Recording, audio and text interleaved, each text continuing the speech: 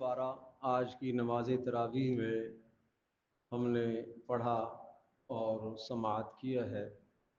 13ویں پارے میں سورہ یوسف کا کچھ حصہ ہے اور اس کے بعد سورۃ الرعد اور سورہ ابراہیم۔ آج ہم کوشش کریں گے کہ سورہ یوسف سے متعلقہ اہم مضامین آپ کے سامنے عرض کریں۔ سورہ یوسف مکی صورت ہے اور پیارے رسول صلی اللہ تعالیٰ علیہ وسلم کے مکی دور کے آخری صورتوں میں سے ہے، اور اس میں کل 111 آیات ہیں اور 12 رکوع ہے۔ اور اس صورت کا خاص اور بڑا دلچسپ جو عنوان ہے وہ ہے پیارے رسول صلی اللہ تعالیٰ علیہ وسلم کا مستقبل روشن۔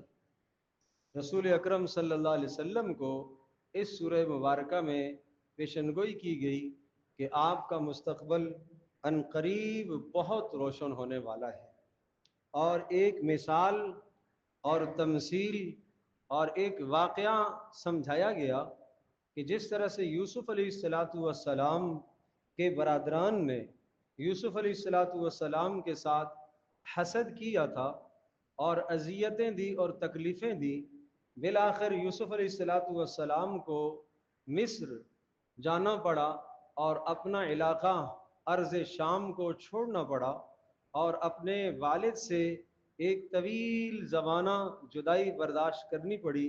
ان مصیبتوں سے تکلیفوں سے گزر کر پھر اللہ پاک نے انہیں اقتدار عطا فرمایا۔ وہی برادران اور بھائی جنہوں نے یوسف علیہ السلام کو ملک شام چھوڑنے پر مجبور کیا تھا اور وہاں سے نکالا تھا اور کنویں میں ڈالا تھا، ایک دن آیا کہ وہ سب کے سب یوسف علیہ السلام کے سامنے ہاتھ باندھ کر کھڑے ہیں، اور یوسف علیہ السلام آج ان کے ساتھ جو بھی معاملہ کریں، چاہے انہیں قتل کروا دیں، چاہے درگزر کر دیں، جو بھی معاملہ کریں، بالکل اسی طرح سے یہی حال آپ کے ساتھ بھی ہے۔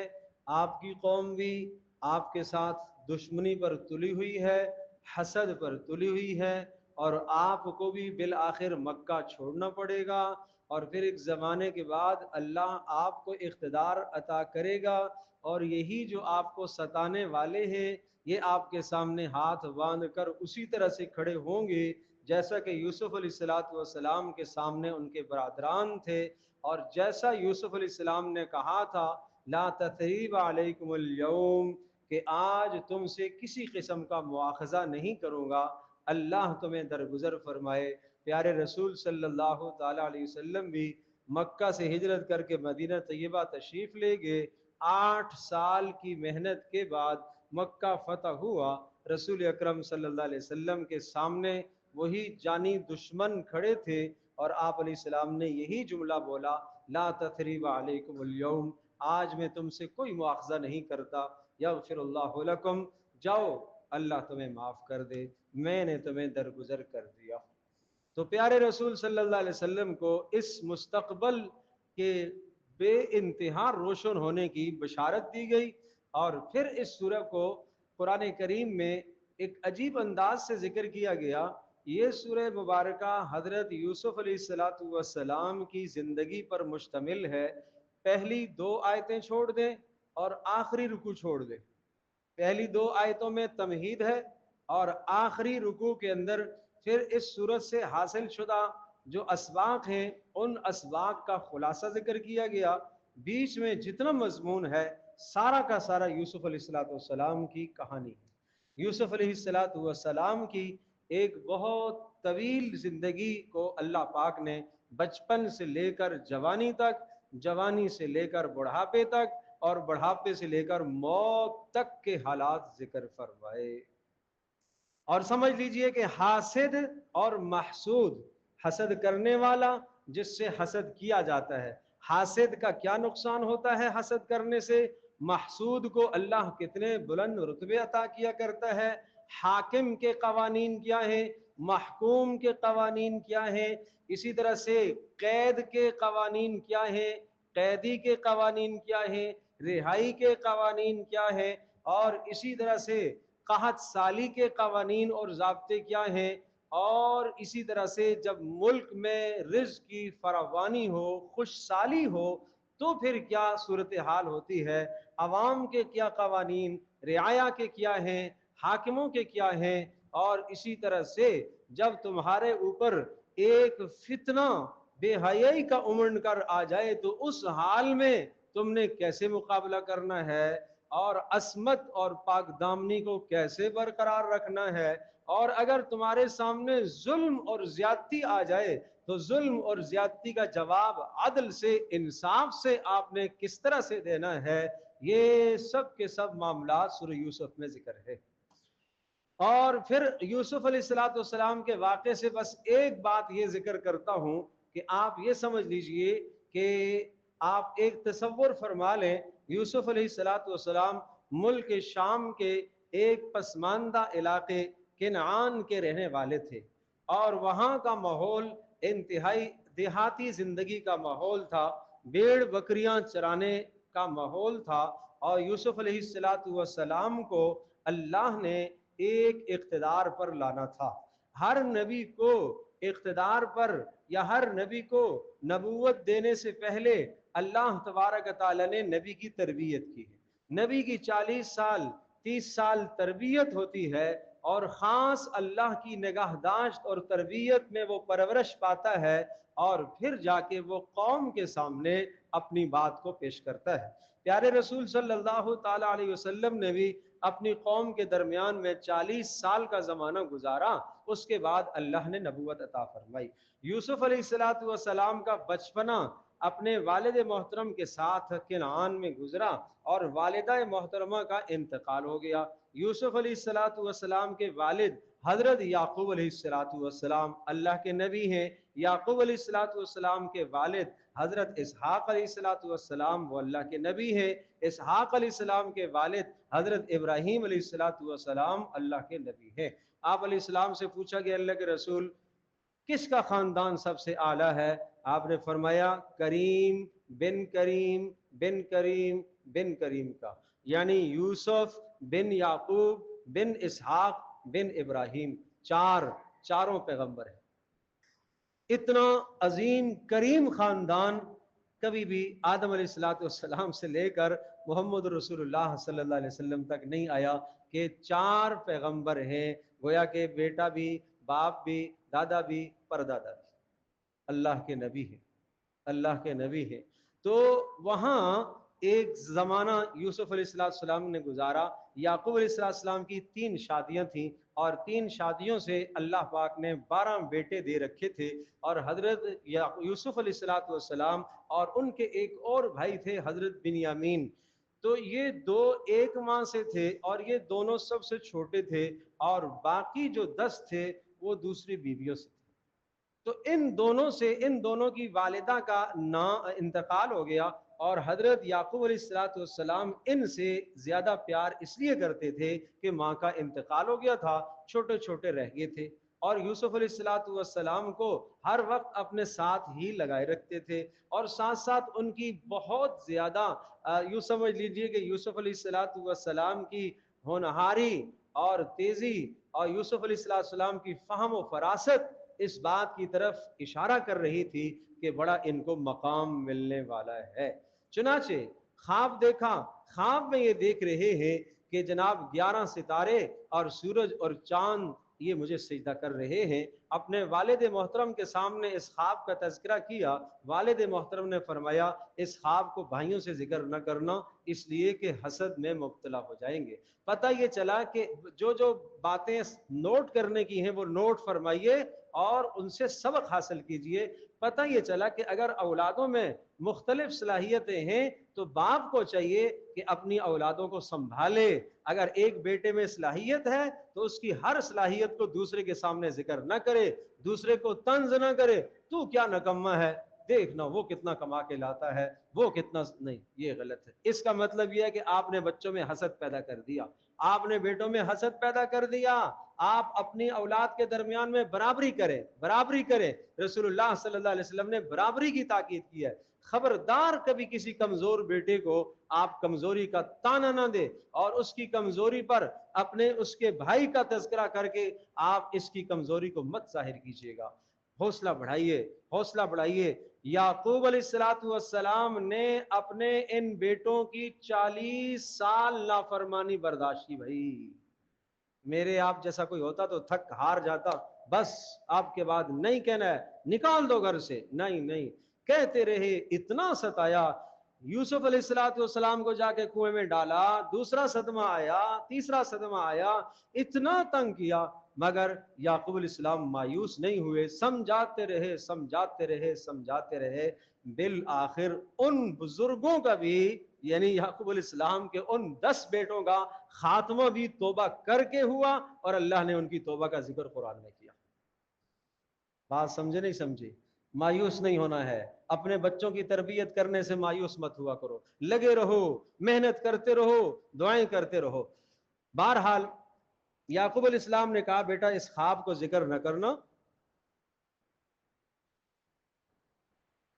वरना तो इससे हसद करने लगेंगे।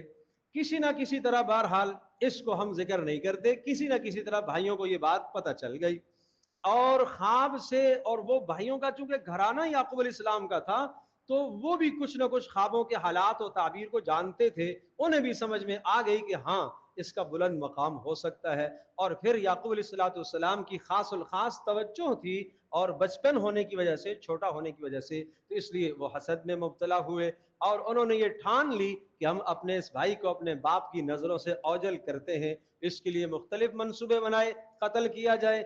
एक समझदार था, यहूदा उसका नाम था, नहीं भाई, भाई हमारा कत्ल ना करो, इसको जाके किसी कुएं में डाल दो।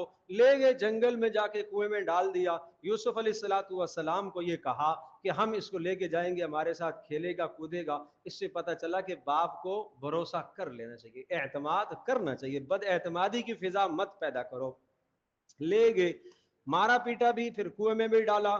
वहां से गुजरने वाले काफले ने उसे निकाला और काफले वालों ने जब निकाला तो बरादरान, ये दूसरे दिन की बात है, दूसरे दिन पहुंच गए, भाई ये हमारा बगोड़ा गुलाम है, ये है वो है। अब सुनिएगा, याकूब अलैहिस्सलाम की तरबियत का नतीजा, यूसुफ नहीं बोले कि भाई ये झूठ बोल रहे हैं, ये मेरे भाई हैं, इन्होंने मुझे कुएं में डाला है। उन्होंने कहा ये हमारा बगोड़ा गुलाम है। यूसुफ चुप, खामोश। क्यों? इसलिए कि अगर मैंने कह दिया कि इन्होंने झूठ बोला और इन्होंने मेरे कुएं में डाला है, तो मेरे बाप की औलाद है, धब्बा न लगे।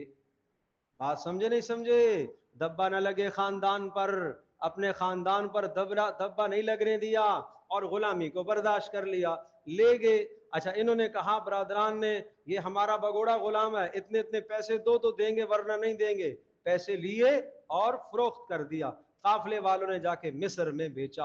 अब ये एक देहाती जिंदगी से निकलकर शहरी जिंदगी में यूसुफ अलैहिस्सलाम ने कदम रखा, और सिर्फ शहरी जिंदगी में नहीं बल्कि सल्तनत की जिंदगी में, बादशाहत की जिंदगी में अजीज मिस्र के घर पहुंच गए। क्यों? अल्लाह ने तरबियत देनी है कि आगे आपको इख्तिदार मिलेगा, तो जब इख्तिदार मिलेगा तो आपने इख्तिदार कैसे संभालना है। इसलिए कि अजीज मिस्र, जो मिस्र का एक बादशाह है, गवर्नर है, उसके घर में जब गए तो उसके दोस्त कौन होंगे, मुशावरत किससे वो करेगा, अपने ही लेवल के लोगों से करेगा। तो वहां यूसुफ अलैहिस्सलाम को सीखने का मौका मिलेगा। ये है तरबियत अल्लाह की तरफ से। और वहां एक जमाना गुजरा, जवानी गुजरी, और उसके बाद यूसुफ अलैहिस्सलाम का एक दूसरा बड़ा सख्त इम्तिहान आया।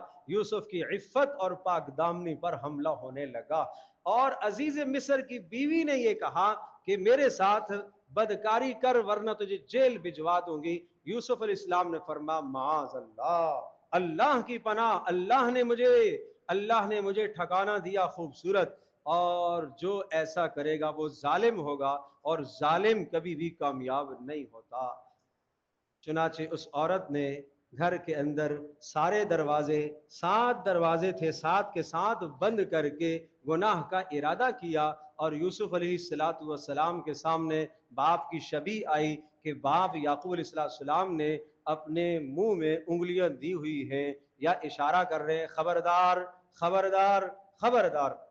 یہ اشارہ اس بات کی طرف ہے کہ جب آپ کا بچہ، آپ کا بیٹا، آپ کا جوان اچھی صحبت میں رہے گا تو جب گناہ سامنے آئے گا اس گناہ کے سامنے اسے وہ نیک صحبت یاد آئے گی تو گناہ سے بچ جائے گا، گناہ سے بچ جائے گا۔ قرآن کہتا ہے کذالک لنصرف عنہ السوء والفحشاء، یوں بے حیائی کو ہم نے یوسف سے دور کر دیا اور گناہ کو دور کر دیا۔ چنانچہ بہرحال بدنامی سے بچنے کے لیے عزیز مصر نے یہی فیصلہ کیا کہ کچھ وقت یوسف علیہ السلام کو نظروں سے اوجل کر دیا جائے اور جیل میں بھیج دیا جائے۔ تبصرے ہونے لگے، تبصرے ہونے لگے، اتنے زیادہ تبصرے، اور جتنی بھی اس عورت کے برابر کی عورتیں تھی، اس لیول کی عورتیں تھی، وہ سب اس کو طنز کرنے لگی، تو کیسی عورت ہے، ایک غلام پر فریفتہ ہو گئی ہے، وہ بھی جو دوسرے ملک سے آیا ہے اس پر تو فریفتہ ہو گئی ہے، یہ کیا ہے تیرا؟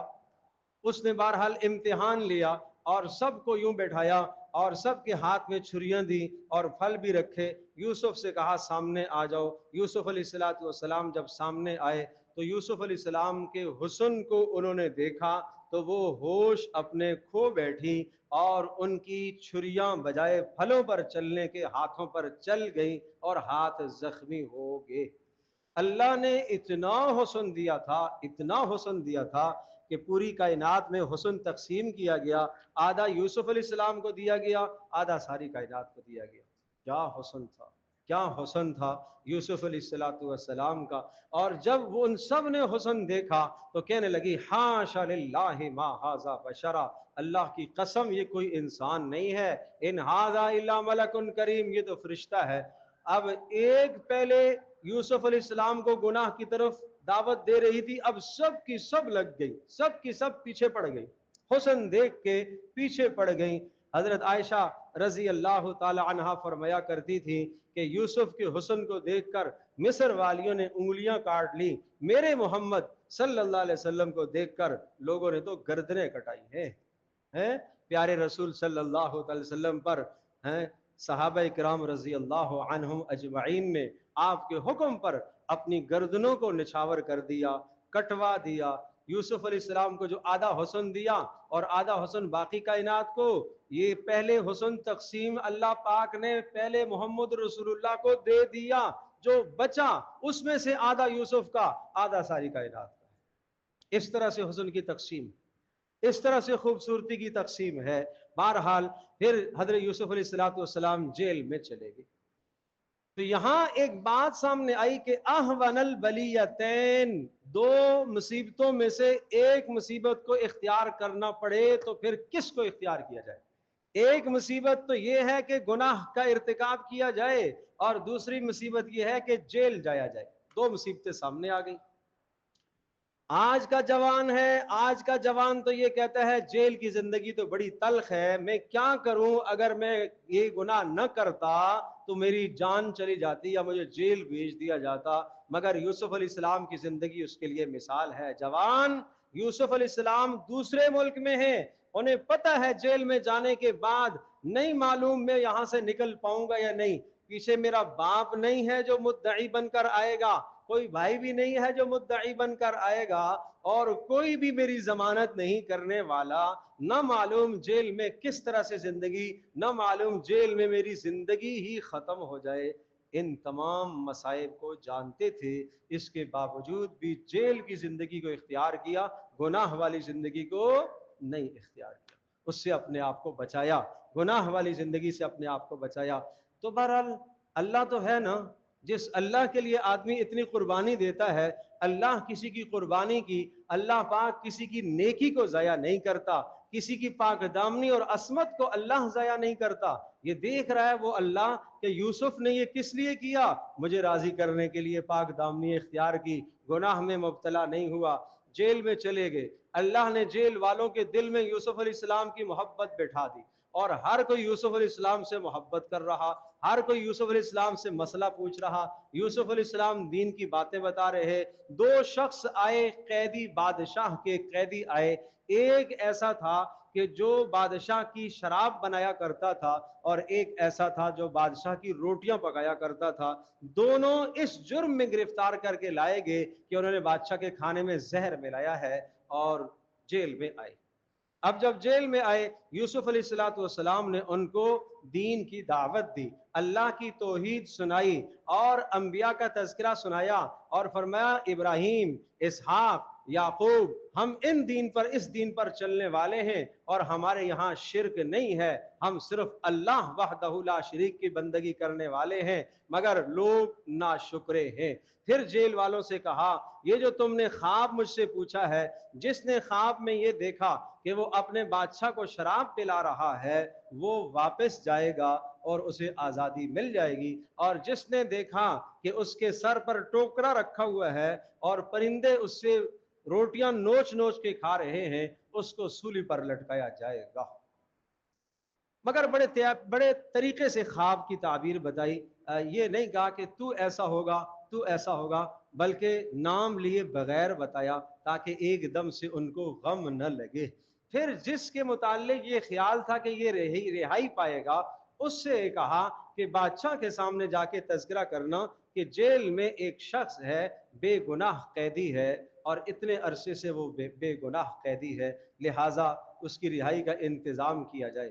بہرحال اللہ کا نظام ہے، اللہ اپنے پیاروں کو پھر آزمائش میں ڈالتا ہے۔ اللہ نے اس شخص کے دل سے یہ بات نکال دی، وہ بھول گیا کہ بادشاہ کو جا کے بتاؤں۔ فَلَبِثَ فِي السِّجْنِ بِضْعَ سِنِينَ، اس کے بھولنے کی وجہ سے یوسف علیہ السلام 7 سال جیل میں رہے۔ 7 سال کے بعد وہ بادشاہ نے خواب دیکھا۔ بھائی بڑا ایک عجیب و غریب خواب دیکھ رہا ہے کہ خواب میں وہ دیکھ رہا ہے کہ 7 گائے موٹی تازی ہیں، 7 کمزور ہیں، موٹی گائے کمزور کو کھا رہی ہیں، 7 تر و تازہ خوشے ہیں، 7 خشک خوشے ہیں، یہ خشک گندم کے خوشے تر و تازہ خوشوں پر لپٹے ہوئے ہیں۔ بادشاہ بڑا حیران ہے، یہ کس قسم کا خواب ہے؟ بہرحال خوابوں کی تعبیر بہت بڑا علم اور بڑا گہرا علم ہے، اور وہ آدمی بتا سکتا ہے جو قرآن و حدیث کے ساتھ مہارت رکھتا ہو۔ ہاں، ہر آدمی سے خواب پوچھا بھی مت کرو اور ہر آدمی کو خواب بتایا بھی مت کرو۔ خواب صحیح آدمی کو بتاؤ، نمبر 1 جو آپ کا مخلص ہو، نمبر 2 قرآن و حدیث کو وہ جانتا ہو، تو پھر وہ تعبیر بتائے گا۔ بسا اوقات خواب برا ہوتا ہے، اس کی تعبیر اچھی آتی ہے، بسا اوقات خواب اچھا ہوتا ہے، اس کی تعبیر بری ہوتی ہے۔ ہاں، اس لیے اس کا خیال رکھا جائے۔ ایک شخص آیا اور اس نے مجھ سے پوچھا کہ میں خواب میں دیکھ رہا ہوں کہ میرے کپڑے پھٹے ہوئے ہیں، تو میں نے کہا تمہاری بیوی کے ساتھ کیسا رویہ ہے؟ کہا اچھا نہیں۔ تو میں نے قرآن کریم کی یہ آیت پڑھی، ہن لباس لکم وانتم لباس لہن، عورتیں تمہارے لیے لباس ہیں اور تم ان کے لیے لباس ہو۔ تو میں نے کہا ان تعلقات کو ٹھیک کرو، یہ تعلقات ٹھیک کرو، صحیح ہو جاؤ گے انشاءاللہ۔ اس کی پھر آگے اور بھی بہت ساری باتیں ہیں۔ بہرحال یہ مقصود بتلانا یہ ہے کہ تعبیر بڑی گہرائی ہے، بڑا گہرا علم ہے۔ اور یہ بات آپ نے سنی ہوگی، ہارون الرشید کی بیوی زبیدہ نے خواب دیکھا کہ خواب میں یہ دیکھ رہی ہے کہ درندے جنگلی اس کے ساتھ زنا کر رہے ہیں۔ اب یہ خواب بڑا عجیب سا تھا۔ علامہ ابن سیری رحمۃ اللہ علیہ جو خواب کی تعبیر بتاتے تھے، اس وقت کے بڑے امام تھے، معبر تھے۔ ان کے پاس لونڈی کو بھیجا، خواب پوچھ کے آؤ، یہ خواب کسی نے دیکھا ہے۔ خواب لونڈی نے پوچھا، علامہ نے پوچھا خواب کس نے دیکھا؟ لونڈی نے کہا میں نے دیکھا۔ انہوں نے فرمایا نہیں، تیرا خواب ہے ہی نہیں ہے، تو یہ خواب دیکھ ہی نہیں سکتی۔ پھر وہ واپس آئی، آ کے ملکہ سے کہا کہ وہ تو یوں کہہ رہے ہیں۔ کہا اچھا بتا دو، اور بتا دیا کہ خواب کس نے دیکھا ہے؟ ملکہ نے۔ تو کہا ہاں، اس کی تعبیر یہ ہے کہ ملکہ ایک نہر کھدوائے گی اور اس نہر سے آدمی بھی اور جنگلی درندے بھی پانی پئیں گے۔ اب خواب کیا تھا، تعبیر کیا نکلی؟ چنانچہ اس نے طائف سے ایک نہر کھدوائی اور عرفہ، میدان عرفات میں جہاں حاجی جمع ہوتے ہیں 9 ذی الحجہ کو، حاجیوں کو پانی کی قلت تھی، حج کے لیے وہ آئی، اس نے یہ منظر دیکھا تو اس نے نہر کھدوائی. آج بھی اس نہر کے کھنڈرات وہاں پر ہیں، آج بھی اس کا کھنڈر موجود. تو خواب کیا تھا اور تعبیر کیا ہو گئی؟ تو اس لیے بھائی ایک شخص آیا، اس نے پوچھا کہ جناب میں نے خواب میں دیکھا کہ میں اذان دے رہا ہوں. تو کہا اللہ تجھے حج کی سعادت عطا کرے گا. دوسرا آیا، اس نے کہا میں خواب میں دیکھا کہ میں اذان دے رہا ہوں. کہا تو چور ہے. دونوں نے ایک ہی خواب دیکھا مگر تعبیر الگ الگ ہے. شاگردوں نے پوچھا، کہا وہ پہلے والا نیک آدمی تھا، اس کو جو میں نے تعبیر بتائی ہے ابراہیم علیہ السلام کے اس فرمان اللہ کا جو ابراہیم علیہ السلام کو حکم ہوا، وَأَذِّن فِي النَّاسِ، لوگوں میں حج کا اعلان کرو. اذان کہتے ہیں اعلان کرنے کو. مؤذن اذان دیتا ہے نا، اعلان کر رہا ہوتا ہے نماز کے لیے. اور یہ جو چور ہے یہ بد اعمال ہے. اس کی تفسیر میں نے قرآن کی اس آیت سے نکالی ہے کہ یوسف علیہ السلام سے جب غلہ لے کر بھائی نکلے باہر تو اس موقع پر ایک آواز دینے والے نے آواز دی، ایتھا العیر انکم لسارقون، قافلے والو تم میں کوئی چور ہے. تو یہ صرف اس لیے بتلانا مقصود ہے کہ مبشرات ہیں خواب، ہے نا. حدیث پاک میں آتا ہے کہ خواب جو ہے مومن کا، یعنی نبوت کا سلسلہ ختم ہو گیا ہے، نبی کوئی نہیں آئے گا، مگر مبشرات اچھی خوابیں مومن کو آتی رہیں گی اور ان اچھی خوابوں سے مومن رہنمائی لیتا رہے گا. تو اب وہ خواب سے تعبیر آپ لیں گے جب کوئی اچھی تعبیر بتانے والا آپ کو تعبیر بتائے گا. بسا اوقات معدہ خراب ہوتا ہے، الٹے سیدھے خواب آتے ہیں بھائی، وہ خیال رکھنا. معدہ بھی خراب ہوتا ہے نا، اس سے بھی خواب آتے ہیں، ہوا میں اڑ رہا ہے اور بادلوں میں اڑ رہا ہے، یہ ہو رہا ہے، یہ بھی ایسا بھی ہوتا ہے. اور بسا اوقات جناب اس طرح سے بھی گندے الٹے خواب آتے ہیں. سحر کے وقت کے خواب ہوں تو قابل تعبیر ہوتے ہیں. اسی طرح سے سچا آدمی جو ہمیشہ سچ بولتا ہے اس کے خواب قابل تعبیر ہوتے ہیں، سچے ہوتے ہیں. تو اس طرح سے خواب کبھی اگر اچھا دیکھو تو پوچھ لیا کرو، برا خواب دیکھو اعوذ باللہ من الشیطان الرجیم پڑھ کے الٹی طرف تھدکار دیا کرو، کوئی نقصان نہیں ہے. آپ نے فرمایا ایسی مثال ہے جیسا کہ یوں پرندہ ہے، پکڑنا، یعنی آپ کے یہاں پرندہ بیٹھا، حدیث میں مثال دی. اب آپ کی مرضی ہے، آپ اس کو پکڑو یا اڑا دو، یا یہ نہیں سمجھتے ہو تو یوں سمجھو یہاں بچھو بیٹھا ہے. اب ایک صورت یہ کہ آپ چھٹک دو اور ایک صورت یہ کہ آپ اس کو دلاسا دینے لگو تو اس نے ڈھسنا ہے. تو اسی طرح سے خواب کی کیفیت بھی یہ ہے، اگر الٹا آپ نے دیکھا تو جھٹک دو، کچھ بھی نہیں ہوگا. لیکن اگر آپ نے اس کی تعبیر بیان کر دی یا کسی کو بیان کر دیا وہ بول پڑا تو پھر اس کی تعبیر ہو جائے گی. سمجھے بھائی؟ تو اس لیے یہ چیزیں نا اچھا یہ ایک اور عجیب بات بتاؤں. اب یہ اگر میں خوابوں پر بات کروں تو یہ رات اسی میں گزر جائے گی. خوابوں پر ایک بات بڑی عجیب کہہ رہا ہوں، اگر کوئی آدمی جھوٹا خواب بیان کرتا ہے کہ میں نے یہ خواب دیکھا اور اس نے نہیں دیکھا، یہ بہت بڑا گناہ ہے، بہت بڑا گناہ ہے. کیوں؟ اس لیے کہ خواب کو نبوت کا 46واں حصہ کہا گیا ہے، گویا کہ یہ رسول پر جھوٹ باندھ رہا ہے. یہ خیال کیجئے گا، جھوٹے خواب مت بیان کیا کرو. جو نہیں دیکھا اس کو بیان کر رہا ہے میں نے یہ دیکھا یہ دیکھا، نہیں. بہرحال بات یہ عرض کر رہا تھا کہ پھر اللہ نے یہ نظام بنایا بادشاہ کے اس خواب کے بعد اسی آدمی کو وہ بات یاد آئی جس کو یوسف علیہ السلام نے کہا تھا کہ بادشاہ کے سامنے میرا تذکرہ کرنا. اس نے کہا ارے بادشاہ سلامت، جیل میں ایک آدمی ہے بڑی شاندار تعبیر بتاتا ہے، مجھے اجازت دے میں پوچھ کے آتا ہوں. گیا جی، پوچھا. یوسف علیہ السلام نے تعبیر بھی بتائی، تدبیر بھی بتائی، صرف تعبیر نہیں تدبیر بھی بتائی. کہا تعبیر تو یہ ہے کہ 7 سال فراوانی کے آئیں گے، جو 7 موٹی گائے تھی یہ 7 فراوانی کے سال، 7 تر و تازہ خوشے یہ فراوانی کے سال، اس کے بعد 7 دبلی پتلی گائے اور 7 جو ہے پتلے خوشے یہ خشک سالی کے سال. ہاں پھر سخت قحط پڑے گا، اتنا سخت قحط پڑے گا کہ کوئی شے کھانے کو نہیں ملے گی. اور جب یہ حالات آ جائیں تو پہلے 7 فراوانی کے جو سال ہوں گے اس میں تم گندم غلہ اسٹاک کرتے رہنا اور پھر اگلے سال جب 7 آئیں خشک سالی والے تو احتیاط سے استعمال کرنا، اس لیے کہ 14 سال کا زمانہ قحط سالی کا ہے، احتیاط سے استعمال کرنا. ये ताबीर बताई, आके बादशाह को बताया कि इस तरह से उसने कहा है। यूसुफ अलैहिस्सलाम के पास वापस आया कि भाई बादशाह तो आपको बुला रहे हैं और वो ख्वाब की ताबीर आपसे सुनना चाह रहे हैं खुद। यूसुफ अलैहिस्सलाम ने फरमाया, भाई मैं नहीं जाने वाला जब तक मेरा कजिया हल ना हो। कौन सा कजिया? वो औरतों ने मेरे ऊपर इल्जाम क्यों लगाया था।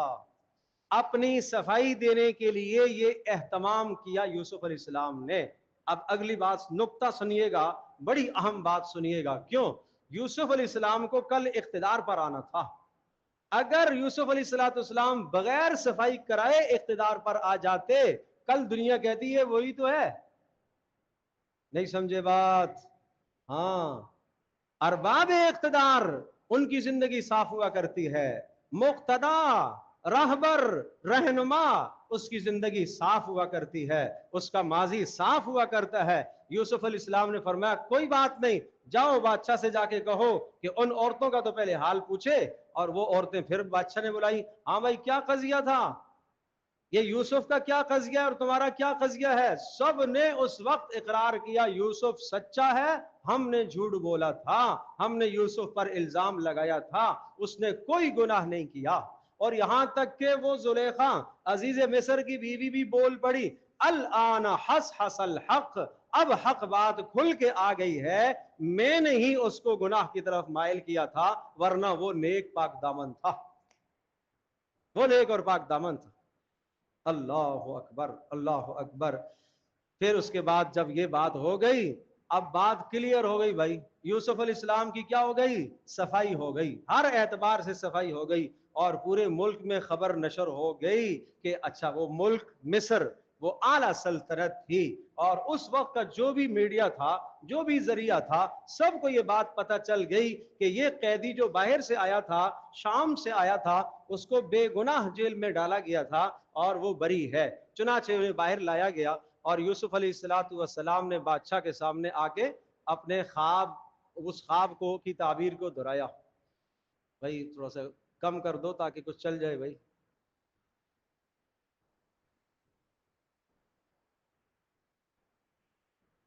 अल्लाह अकबर, पंखे कम कर दो। तो यूसुफ अलैहिस्सलाम ने फिर बादशाह के सामने कहा कि देखो, मैं इस सिलसिले को अच्छा समझता हूँ, अच्छा जानता हूँ, तो इसलिए ये सारा निज़ाम आप मुझे दे दें, मैं बेहतर तरीके से इसको चला सकता हूँ। पता ये चला कि जब इंसान को किसी काम की सलाहियत है तो उस मनसब का मुतालबा कर सकता है, और जब जानता है कि अगर मैं नहीं आऊंगा तो ये मनसब खराब हो जाएगा, तो वो खुद मुतालबा कर सकता है, जैसे यूसुफ अलैहिस्सलाम ने मुतालबा किया। तीन सिफात हैं, जब जहनी काम किसी को सुपुर्द करो ना, तो तीन खूबियां देखा करो। यहां जो तीन खूबियां जिक्र है, नंबर एक, हफीज, मैं खूब हिफाजत करना अच्छी तरह से जानता हूं, हिफाजत करना जानता हूं। आलिम, तकसीम करना भी मैं आला तरीके से जानता हूं। नंबर तीन, अमीन, अमानतदार भी हूं, मैं खयानत नहीं करूंगा। इस तरह से यूसुफ अलैहिस्सलाम को वजीर खुराक बना दिया गया। और बाज ने कहा कि पूरा मिस्र का इख्तिदार ही यूसुफ अलैहिस्सलाम के हाथ में दे दिया गया और हर तरह का उनको मालिक बना दिया गया। इसलिए गैर मामूली सलाहियतें और खूबियां जब उन्होंने देखी, यूसुफ अलैहिस्सलाम के सुपर्द कर दिया। अब बात ये आई है, 7 साल यूसुफ अलैहिस्सलाम ने, अब देखो 7 साल यूसुफ अलैहिस्सलाम ने गल्ले को संभाल संभाल कर रखा, जिस तरह से पहले ताबीर थी और तदबीर बताई थी उसी तरह से रखा। फिर 7 साल जो कहत साली के आए, फिर उसमें गल्ले को इस्तेमाल किया। फिर अगले जो 7 साल खुश्क साली के थे, इतना कहत पड़ा कि उस कहत के असरात शाम तक गए। फिर शाम से बरादरान यूसुफ अलैहिस्सलाम के भाई भी आए, उन्हें पता चला कि मिस्र में बादशाह है, नेक है, और बहुत शराफत से और बहुत समझदारी से वो तकसीम करता है, बहुत कम पैसों पर वो गल्ला देता है। चुनाचे वो अपना कुछ सामान लेकर, पैसे लेकर हाजिर हुए और यूसुफ अलैहिस्सलाम से गल्ला लिया। यूसुफ अलैहिस्सलाम ने तफ्तीश फरमाई, हर आने वाले का नाम नोट होता था, कहां से आए हो? शाम से। किस जगह से? केनान से। बाप का क्या नाम है? याकूब। पता तो चल गया। अच्छा अच्छा अच्छा, याकूब। कितने भाई हो? इतने। अच्छा, एक गुम हो गया था, बचपन में गुम हो गया। एक उसका भाई है सगा जो अब्बा के पास है। अब सारी बात उन्होंने बता दी। کہا اگلی بار جب غلہ لینے کے لیے آؤ تو وہ چھوٹے کو ساتھ لے کے آنا، اگر نہیں لاؤ گے تو غلہ نہیں دوں گا۔ 1 سال کے بعد پھر غلہ لینے کے لیے آئے، اللہ کا حکم تھا یوسف علیہ السلام کو اپنے آپ کو ظاہر نہیں کرنا ہے۔ 1 سال کے بعد پھر آئے، اللہ یعقوب علیہ السلام کو تیار کیا، ہمیں یہ بھی، ہم چھوٹے کو بنیامین کو بھی لے جانا چاہتے ہیں۔ اور یعقوب علیہ السلام نے کہا اللہ کے بندو اب میں بوڑھا ہو گیا ہوں، میں نہیں برداشت کر سکتا اس کی جدائی کو، نہیں معلوم تم اس کے ساتھ جا کے کیا کرو گے، تم نے پہلے یوسف کے ساتھ بھی پتہ نہیں کیا کیا ہے، اس کو بھی لے جاؤ گے؟ نہیں ابا جان وعدہ ہے ہم لے کے آئیں گے۔ خیر یعقوب علیہ السلام نے وعدے کے بعد پھر اجازت دے دی۔ پتہ یہ چلا اعتماد کرنا چاہیے، بد اعتمادی کی فضا نہیں بنانی چاہیے، اولادوں کے درمیان بد اعتمادی کی فضا نہیں بنانی چاہیے۔ کہا ٹھیک ہے لے جاؤ، ہاں اللہ کی طرف سے اگر کوئی فیصلہ آ گیا تو اب یہ یقین دیکھو یعقوب علیہ السلام کا، اللہ کا کوئی فیصلہ آ گیا تو میں کچھ نہیں کر سکتا، ورنہ تم نے واپس لانا ہے۔ ٹھیک ہے جی ابا جان واپس لائیں گے۔ چنانچہ یہ لے کے گئے، غلہ حاصل کر لیا، اور غلہ حاصل کرنے سے پہلے یوسف علیہ السلام نے اس چھوٹے کو بھائی کو علیحدہ کر کے بتا دیا، سب کو دو آدمیوں کو ایک کمرہ دیا نا، تو یہ آخر میں رہ گیا، یہ بادشاہ کے ساتھ سوئے گا۔ چلو اب جب بادشاہ کے ساتھ سونے کی باری آ گئی تو بادشاہ سلامت یوسف علیہ السلام نے قصہ بتا دیا، اپنا تعارف بھی کرا دیا، اور کہا بولنا نہیں کچھ بھی، یہ بھی اللہ کا حکم تھا، یہ ایک اور امتحان تھا یعقوب علیہ السلام کا۔ ایک پیالہ رکھوا دیا ان کے غلے میں، اسی چھوٹے بھائی کے غلے میں رکھوا دیا، اور جب یہ یہاں سے سب سامان لے کے نکلے تو پیچھے آواز دینے والوں نے آواز دی کہ بادشاہ کا ایک پیالہ سونے کا گم ہے، بھائی تم میں سے کسی نے چوری کی ہے۔ کہا خبردار ہم نے چوری کی ہے، ہمارے اوپر الزام لگاتے ہو؟ انہوں نے کہا ہم تفتیش کریں گے، تلاش کریں گے، آؤ تفتیش کرو، کھلے دل سے تفتیش کرو۔ سب 10 کے 10 سامان تلاش کیے، نہیں نکلا۔ اچھا بھائی نہیں ہوگا تمہارے پاس؟ نہیں اس کو بھی تلاش کر لو، چھوٹے کو بھی دیکھ لو۔ انہوں نے کہا نہیں دیکھ لو، اپنا شک دور کر لو۔ فَبَدَأَ بِأَوْعِيَتِهِمْ قَبْلَ وِعَاءِ أَخِيهِ ثُمَّ اسْتَخْرَجَهَا مِنْ وِعَاءِ أَخِيهِ، وہ بھائی کے سامان سے تو پیالہ نکل آیا۔ اب اللہ کیا کہہ رہا ہے؟ كَذَلِكَ كِدْنَا لِيُوسُف، تاکہ یوسف پر کوئی الزام نہ لگائے، یہ ہم نے یوسف کو راستہ بتایا تھا اس طرح سے کرنے کا، اپنے بھائی کو روکنے کا، کہ یعقوب کا ایک اور امتحان مقصود تھا، یہ ہم نے کیا ہے۔ اللہ اکبر۔ اب یہ آپس میں باتیں کرنے لگے، عجیب شریف آدمی ہے یار، اس نے چوری کی ہے، بادشاہ کا پیالہ چوری کیا ہے۔ اچھا بادشاہ کا پیالہ اگر اس نے چوری کی ہے تو کوئی بعید بات نہیں ہے، اس کا بھائی یوسف بھی چور تھا، اس نے بھی بچپن میں ایک چوری کی تھی۔ یوسف علیہ السلام اپنے کانوں یہ باتیں ساری سن رہے ہیں۔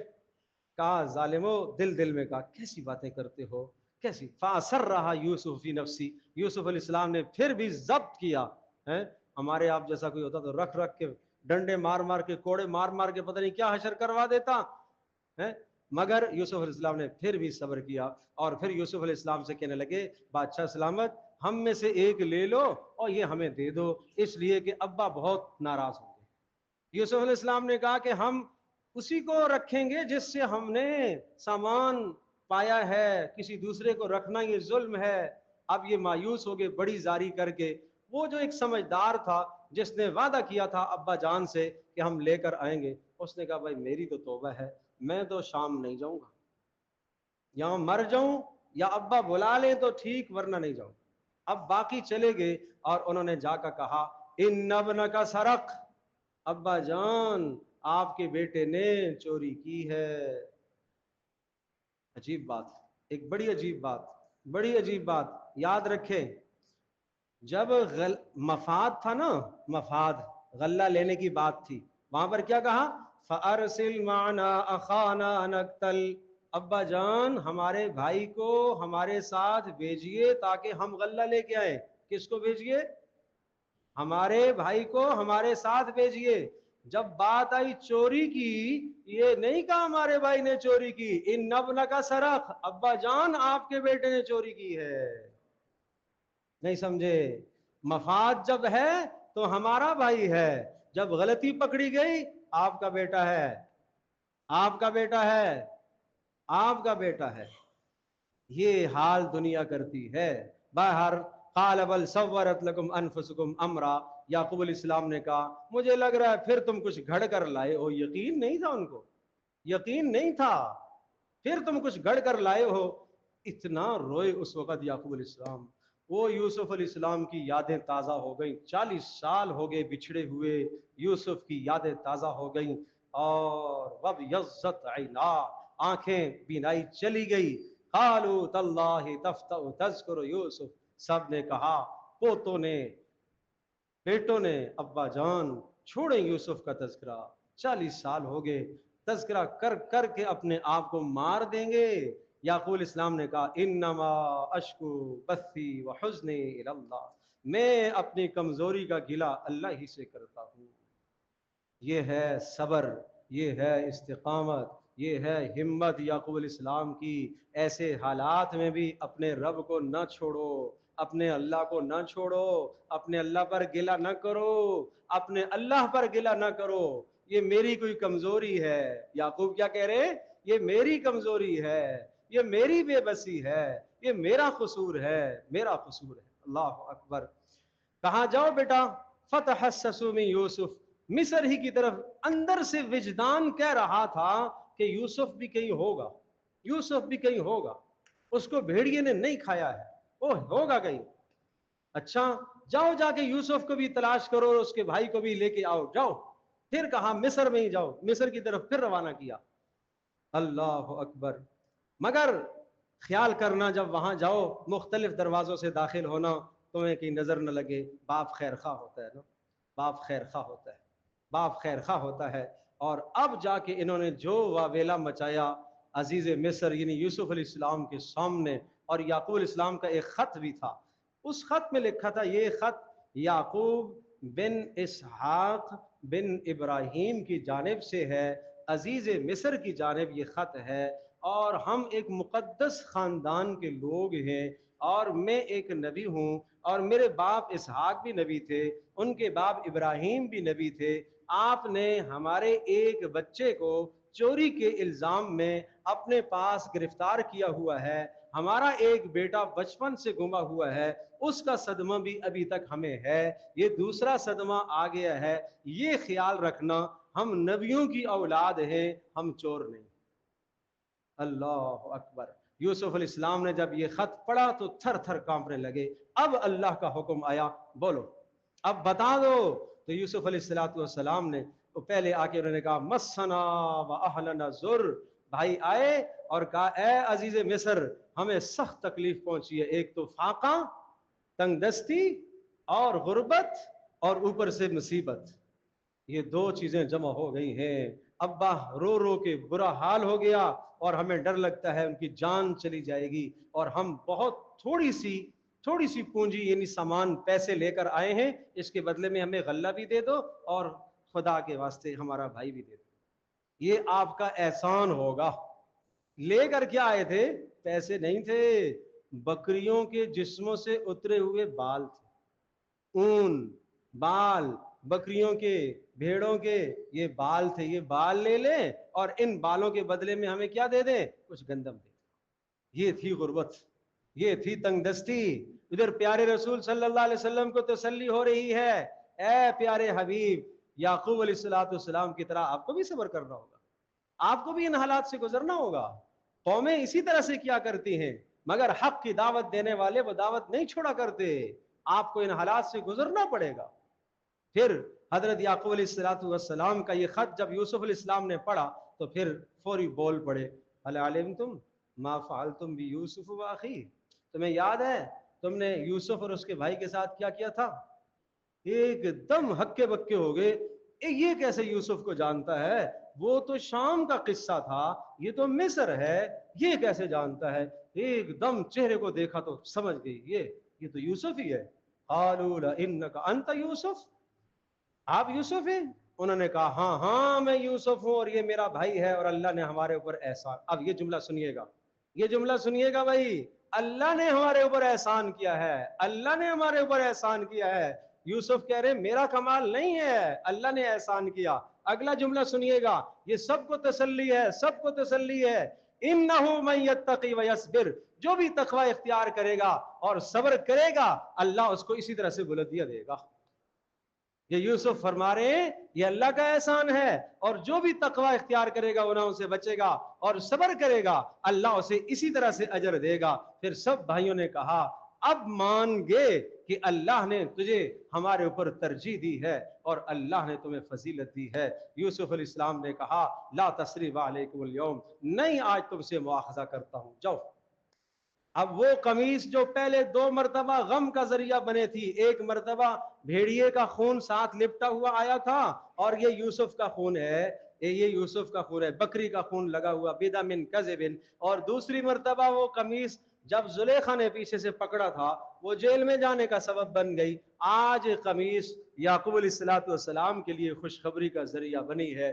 یوسف علیہ السلام کو یہ اللہ نے معجزہ بتایا تھا، اس قمیص سے ان کو خوشبو آ جائے گی اور ان کی بینائی بھی واپس آ جائے گی۔ کہا یہ لے جاؤ قمیص اور جا کے میرے ابا کے چہرے پر ڈالو اور ان کی بینائی بھی واپس آ جائے گی، اور سب کو لے کر شام سے مصر منتقل ہو جاؤ، سب کو لے آؤ، جاؤ۔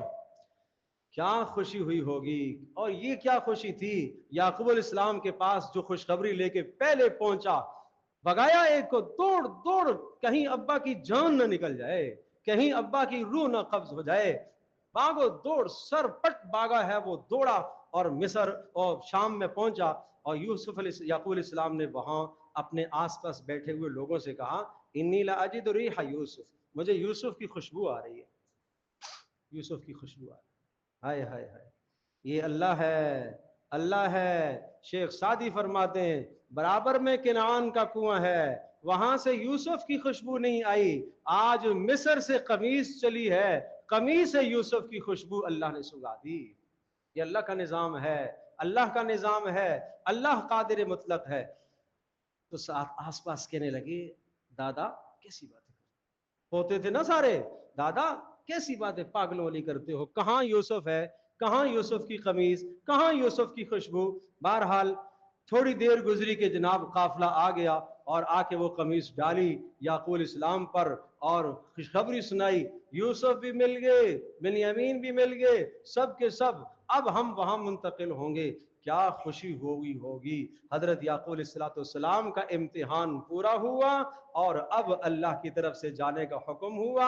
72 افراد پر مشتمل یہ خاندان یہ شام سے مصر منتقل ہوا، اور رسول اللہ صلی اللہ علیہ وسلم سے یہ سوال مشرکین نے یہود کے کہنے پر کیا تھا کہ یہ یعقوب علیہ السلام کا خاندان بنی اسرائیل یہ تو شام کے رہائشی تھے، یہ مصر میں کب آئے، کیسے آئے؟ تو وہ سوال بھی پورا ہوا۔ لقد کان فی یوسف و اخوتہ آیات للسائلین، کہ یوسف علیہ السلام کے قصے میں اور ان کے بھائیوں کے قصے میں کئی جوابات ہیں سوالات کرنے والوں کے لیے۔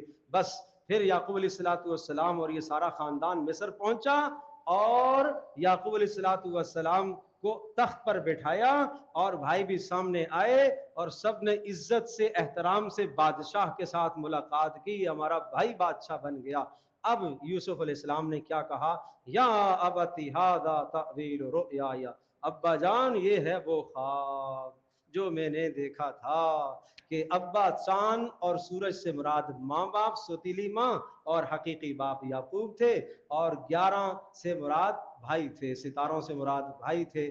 آج سب کے سب سامنے آئے۔ اب اگلا جملہ سنیے گا، بڑے ظرف والے، بڑے ضمیر والے، وسعت رکھنے والے، بڑے دل والے کیا کہتے ہیں، قد احسن بی اذ اخرجنی من السجن وجاء بکم من البدو، میرے اللہ نے میرے اوپر احسان کیا کہ اللہ نے مجھے جیل سے رہا کیا، اللہ کی طرف منسوب کیا نا، یہ نہیں کہا کہ میں جیل میں گیا، جانے کا تذکرہ نہیں کیا، یہ بھی نہیں کہا کہ میں کنویں میں گرایا گیا، یہ بھی نہیں کہا کہ مصر میں بیچا گیا، جو اچھائی تھی اس کا تذکرہ کیا، اللہ نے مجھے احسان کر کے جیل سے نکالا۔ دوسرا اللہ کا احسان ہوا کہ آپ کو شام سے یہاں لے آیا۔ تیسرا اللہ کا احسان ہوا کہ بھائیوں اور میرے درمیان کی رنجشیں ختم ہو۔ یہ ہے وسعت ظرفی، بڑا ضمیر، بڑا دل۔ اور پھر آخری دعا کی ہے، اے میرے پروردگار سب کچھ تو نے دے دیا، ملک بھی دے دیا، اقتدار بھی دے دیا، اے اللہ بس اب میری تمنا یہ ہے کہ میرا خاتمہ ایمان پر ہو جائے، یہ یوسف علیہ السلام دعا کر رہے ہیں توفنی مسلمہ والحقنی بالصالحین، نیک لوگوں کے ساتھ اے اللہ میرا شمار کرنا۔ پھر فرمایا یہ جو واقعہ ہم نے ذکر کیا اے نبی، یہ وہی آپ نہیں جانتے تھے، یہ اللہ نے آپ کو بتائی ہے، یہ اللہ نے آپ کو بتائی ہے۔ لقد کان فی قصصہم عبرۃ لأولی الالباب، ان قصوں کے اندر عبرت ہے عقل مندوں کے لیے۔ یہ قرآن تراشا ہوا گھڑا ہوا نہیں ہے، یہ اللہ کی طرف سے ہے، اور ہر شے کی اور تفصیل اور ہدایت ہے اس میں، مگر ایمان والے ہی اس سے فائدہ اٹھاتے ہیں۔ اللہ پاک ہم سب کے لیے سمجھنا عمل کرنا آسان فرمائے۔ الحمدللہ رب العالمین والصلاة والسلام علی سید الانبیاء والمرسلین وعلی آلہ وصحبہ وامتی اجمعین۔ اے اللہ ہماری اس نشست کو قبول فرما۔ اے اللہ یوسف علیہ السلام کی بلند سیرت ہمیں عطا فرما، ان کے بلند اخلاق ہمیں عطا فرما۔ اے اللہ یعقوب علیہ السلام جیسا صبر ہمیں بھی نصیب فرما۔ اے اللہ اپنی اولادوں کی تربیت کی توفیق عطا فرما، اگر اولاد نافرمان ہوں تو اے اللہ اچھائی کے ساتھ ان کی تربیت کرنے کی توفیق عطا فرما۔ اے اللہ آپس کی رنجشوں کو ختم فرما، بہن بھائیوں کی رنجشوں کو، قرابت داروں کی رنجشوں کو، اے اللہ محلے داروں کی رنجشوں کو ختم فرما۔ اے اللہ ہم سب کے ساتھ کرم اور عافیت والا معاملہ فرما۔ وصلی اللہ تعالی علی خیر خلقہ۔